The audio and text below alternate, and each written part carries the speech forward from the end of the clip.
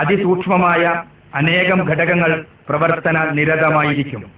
ഉദാഹരണത്തിന്, സഞ്ചികൾക്കും ശ്വാസകോശത്തിനുമിടയിൽ ചെറിയ വാൽവുകളുണ്ട്.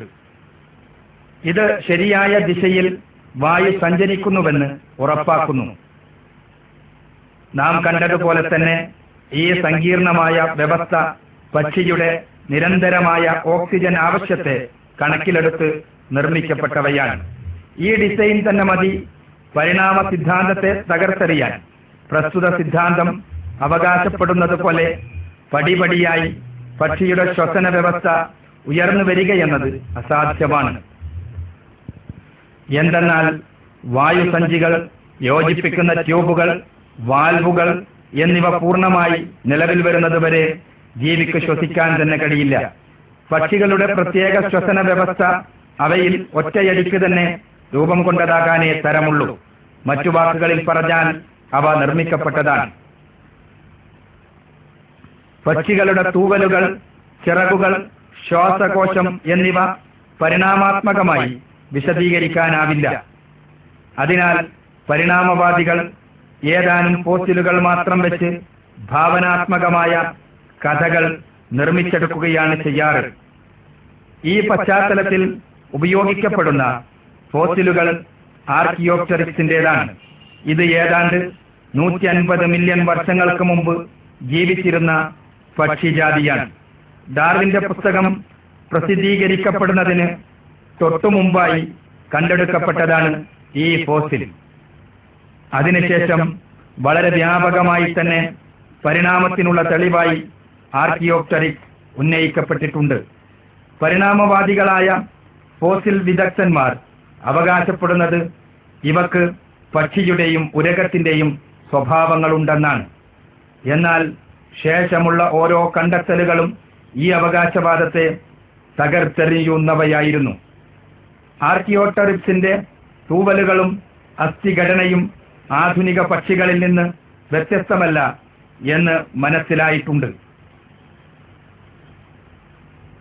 1983 ടെക്സാസിൽ കണ്ടെത്തിയ മറ്റൊരു ഫോസിൽ പ്രോട്ടോ ആവിസ് ആർക്കിയോപ്റ്റെറിക്സിനേക്കാൾ 75 മില്യൺ വർഷം പഴക്കമുള്ളവയാണ്.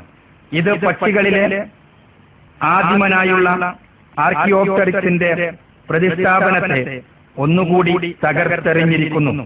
ശാസ്ത്രീയ തെളിവുകൾക്ക് വിരുദ്ധമായിട്ടുകൂടി ഉരകങ്ങളിൽ നിന്ന് പക്ഷികൾ രൂപം പ്രാപിച്ചു എന്ന ധാരണ പരിണാമ സിദ്ധാന്തത്തിന് വ്യാപകത്വം നേടാൻ ഉപയോഗിക്കപ്പെടുകയാണ് ചെയ്യുന്നത്. ഇത്തരമൊരു തട്ടിപ്പിനുദാഹരണമാണ് ആർക്കിയോപ്റ്റെറിക്സ് ഫോസിലിനെ പകുതി പക്ഷിയും പകുതി ദിനോസറും എന്നിങ്ങനെ നാഷണൽ ജിയോഗ്രാഫിക് മാഗസിൻ വിശദീകരിച്ചത്. ദിനോ പക്ഷിയുടെ ഒരു ഭാവനാത്മക ചിത്രവും മാഗസിൻ വരക്കുകയുണ്ടായി. ഇതൊക്കെ പരിണാമ സിദ്ധാന്തത്തിനുള്ള തെളിവായും വാദിക്കപ്പെട്ടു. പുതിയ പക്ഷി സമാന ഫോസിലുകൾ ദിനോസർ പരിണാമത്തിലെ വിട്ടുപോയ കണ്ണി എന്നാണ് 1999 നവംബറിലെ നാഷണൽ ജിയോഗ്രാഫിക് മാഗസിൻ പറഞ്ഞത്. നാഷണൽ ജിയോഗ്രാഫിക്കിൽ പ്രത്യക്ഷപ്പെട്ട ഇതേ ചിത്രം തന്നെ ലോകമെങ്ങുമുള്ള മറ്റു പല വർത്തമാന പത്രങ്ങളും പരിണാമത്തിനുള്ള തെളിവായി ചൂണ്ടിക്കാണിച്ചിരുന്നു.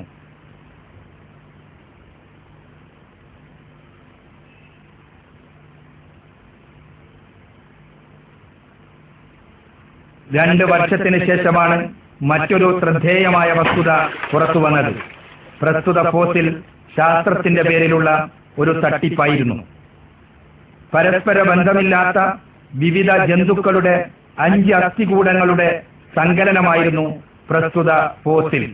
പ്രസ്തുത ഫോസിൽ പരിണാമത്തിനുള്ള തെളിവായി ഉന്നയിച്ച പല മാസികകൾക്കും പിന്നീടത് തട്ടിപ്പായിരുന്നുവെന്ന് സമ്മതിക്കേണ്ടി വന്നു. നാഷണൽ ജിയോഗ്രാഫിക് മാഗസിനും നേച്ചർ വാരികയും BBC ന്യൂസ് ഓൺലൈനുമെല്ലാം ഇത് തുറന്നു പറഞ്ഞു. ഇത്തരം വിഡ്ഢിത്തങ്ങൾ പരിണാമ സിദ്ധാന്തത്തിന്റെ പേരിൽ നടക്കുന്ന തട്ടിപ്പുകളുടെ നിരവധി ഉദാഹരണങ്ങളിൽ ചിലത് മാത്രമാണ്. സിദ്ധാന്തത്തിന് അനുരൂപമായി നുണകൾ മെനഞ്ഞെടുക്കേണ്ടി വരുന്നതിന് കാരണം ശാസ്ത്രീയമായ തെളിവുകളുടെ അഭാവം തന്നെയാണ്. ഭൂമിയിലെ ജീവജാലങ്ങളെയോ ഫോസിൽ രേഖകളെയോ നിരീക്ഷിച്ചാൽ പരിണാമ സിദ്ധാന്തം അന്ധമായ വിശ്വാസം മാത്രമാണ് എന്ന് മനസ്സിലാകും. സൃഷ്ടിയുടെ തെളിവുകളും ലഭിക്കും.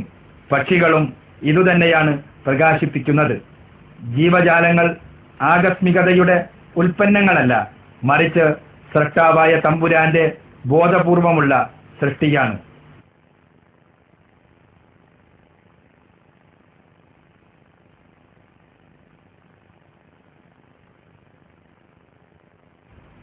പക്ഷികൾ പറന്നു തുടങ്ങുന്ന രീതി, അവയുടെ ശരീരത്തിന്റെ വായുബലതന്ത്രത്തിന് അനുയോജ്യമായ വിധം സംവിധാനിക്കപ്പെട്ട ഘടന, അവയുടെ അസ്ഥികളുടെ സ്വഭാവങ്ങൾ, അവയുടെ തൂവലുകൾ, ഹമ്മിങ് ബേർഡിന്റെ മൂർച്ചയേറിയ തൂവലുകൾ, വി ആകൃതിയിലുള്ള ദേശാന്തരഗമന പക്ഷികളുടെ പറക്കൽ, അവയുടെ വ്യോമയാന വ്യവസ്ഥ, അവയിലെ വിവിധ പറക്കൽ ടെക്നിക്കുകൾ, ലോക ചാമ്പ്യന്മാരായ അത്ലറ്റുകളെക്കാൾ വേഗത്തിലുള്ള നീന്തലുകാർ, പക്ഷികളുടെ തൂവലുകളിലെ മനോഹരമായ പാറ്റേണുകൾ തുടങ്ങിയവയാണ് നാം ചർച്ച ചെയ്തത്. സുപ്രധാനമായൊരു സത്യത്തിനും നാം ദൃക്സാക്ഷികളായി. അല്ലാഹുവിന്റെ സൃഷ്ടി പരിപൂർണമായും കുറ്റമറ്റതാണ്. അവന്റെ കലയും ശക്തിയും എവിടെയും പ്രകടമായിരിക്കുന്നു. പ്രപഞ്ചനാഥനായ അല്ലാഹുവാണ് ഏറ്റവും മഹോന്നതൻ. അല്ലാഹു പറയുന്നത് കാണുക. الله الذي خلق 7 سماوات ومن الأرض مثلهن يتنزل الأمر بينهن لتعلموا أن الله على كل شيء قدير أن الله على كل شيء قدير وأن الله قد أحاط بكل شيء علما. അല്ലാഹുവാകുന്നു 7 ആകാശങ്ങളും ഭൂമിയിൽ നിന്ന് അവക്ക് തുല്യമായതും സൃഷ്ടിച്ചവൻ. അവക്കിടയിൽ അവന്റെ കൽപ്പന ഇറങ്ങുന്നു. അല്ലാഹു ഏതു കാര്യത്തിനും കഴിവുള്ളവനാകുന്നു എന്നും ഏതു വസ്തുവേയും ചൂഴ്ന്നറിയുന്നവനായിരിക്കുന്നുവെന്നും നിങ്ങൾ മനസ്സിലാക്കുന്നതിനു വേണ്ടി